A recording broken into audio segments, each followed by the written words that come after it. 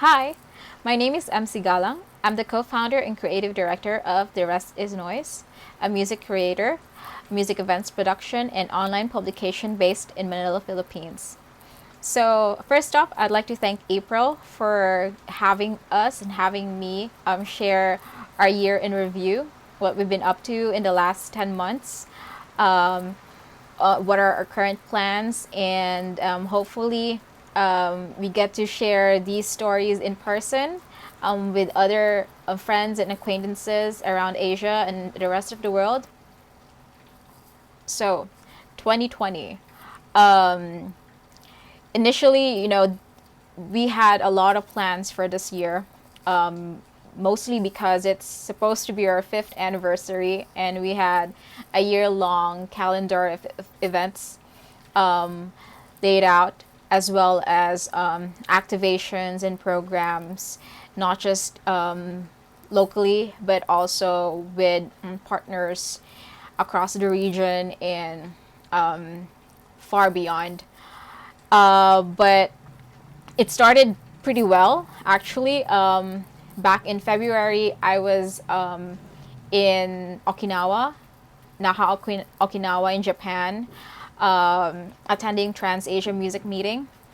And that was the last thing uh, before everything sort of locked down, starting to, but anyway. But I think a week after that, we were able to host our first show of the year in Quezon City. Uh, it was supposed to be our first, that was supposed to be the first show of a series of shows for the rest of the year. And the next one planned after that was due in April, was set in April, and that was our fifth anniversary show. So we were very, very excited about that. We already sold tickets. We already had the lineup announced. The venues already booked. Everything is going smoothly. But after a screening of Call Her Ganda, it's a documentary film that about a trans woman that we held early in March. It's a fundraising event, and then a week later that it was announced that NCR, the National Capital Region where Manila is located, will be on lockdown. There was I can't remember how long it was supposed to be, but basically everything is will be mobility will be stopped.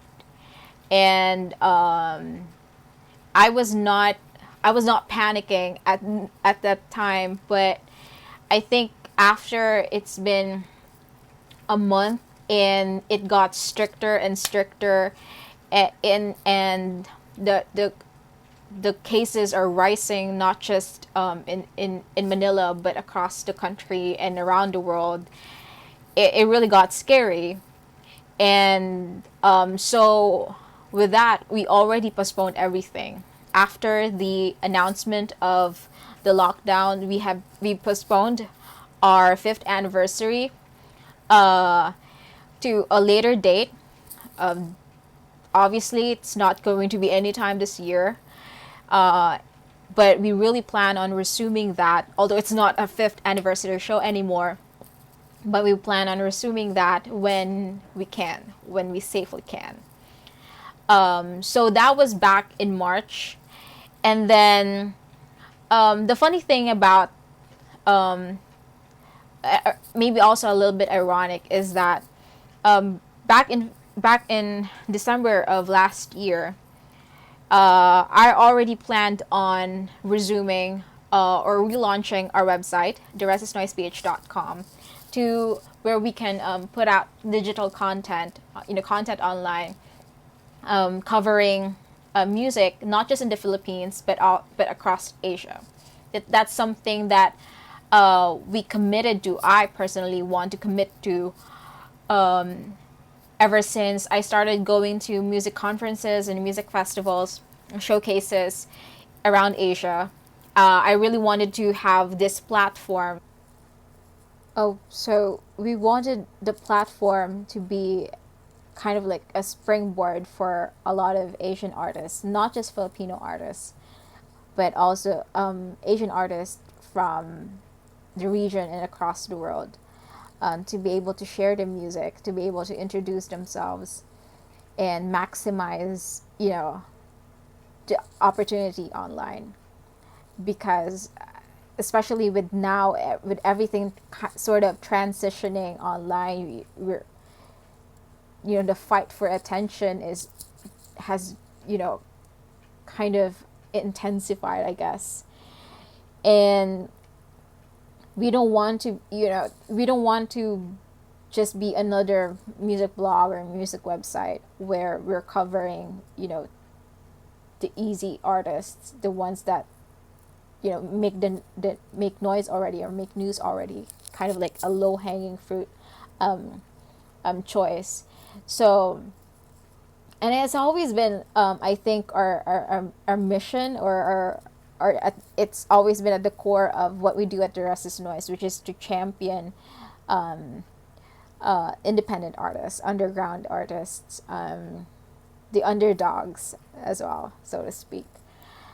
So we've been very proud of that. I've been very proud of what we've done with the website so far. It's already a year since I started building it, and now this week we just published our year end, for the first of our year end lists.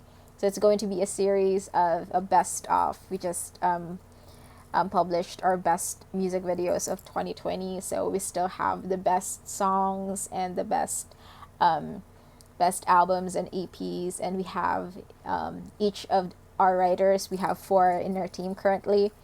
We'll also post. We'll also share a personal essay, kind of like this. A look back of what happened this year, related to music, at least. So yeah, that kind of kept us busy for the first few months of the pandemic on lockdown. And then after that, around August, early August, we, along with friends from Thailand, Singapore, Indonesia, and Malaysia, founded and organized and produced the first ASEAN Music Showcase Festival. God, I can't even remember how many artists we had. At least maybe around 25. My memory is kind of hazy right now. It just feels like a long time ago already, actually. So we held that music showcase and conference festival online over 3 days. And I think that's also a good experiment in many ways about how we can sustain that kind of format, that kind of medium, because I think it's going to be here to stay.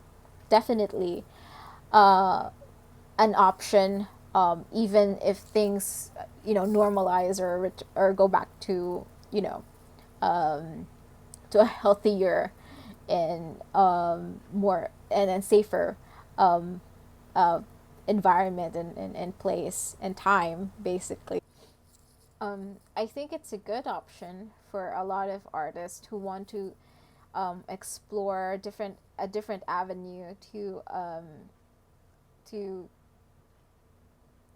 share their music, and hopefully to monetize their performances and have a viable source of income.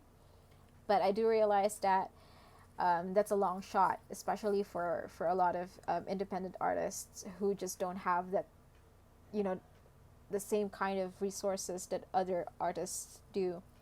It's it's a whole different ball game in terms of, you know, production, in terms of marketing and promotions, and um, you know, even the skill set is different. I think, and of course there are a lot of unique challenges to online shows that are just not present to the actual, you know, live ones. It's just very different, and that's a lot of those I really learned with ASEAN Music Showcase Festival. So I think there's a long way to go when it comes to that, um, and you know, but I think for sure that this could be um, an option, but definitely not the norm.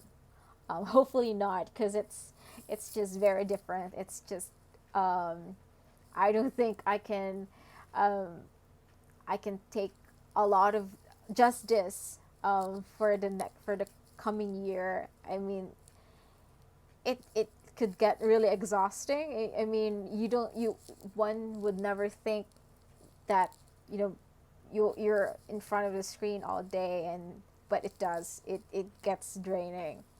Um, so yeah, so we had a website, and the ASEAN Music Showcase Festival, and for the rest of the latter part of this year, especially, I've been busy attending other showcase festivals.